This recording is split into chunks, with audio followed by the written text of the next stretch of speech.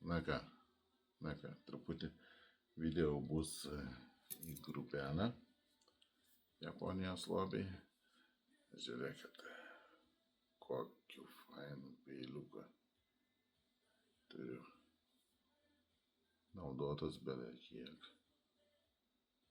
Bet matote, jis yra žuvies filiavimo peilis.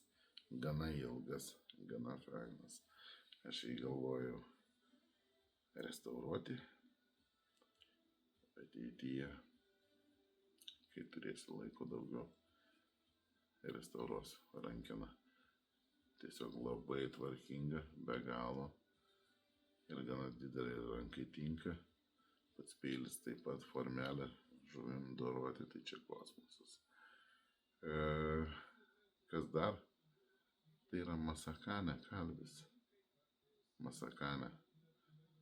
Pas manęs vienas kolekcionierius Vilniui labai ilgai rinko Masakane peilius, tai visą laiką būdavo, tai iškart restauruok, iškart atidėk. Dabar šiuo metu jam ten sunkesnis laikotarpis, ten visokie restauravimai namų, statymai, ten sako, biškai turiu pristabdyti, tai bet Masakane yra kosmosas. Jie labiau ten bendradarbiavo su prancūzais irgi, tai kažkiek tiekė savo produkciją, tai Masakane, Japon, matote prancūziškai užrašai, Deposete, Mercue, žodžiu, labai rimtas reikalas šitas. Jeigu kartais sugalvotumėte įsigyti tokį nerestauruotą, tai parašykite asmeniškai. Jokių išpardavimų kol kas jo ir jokių aukcionų nebus.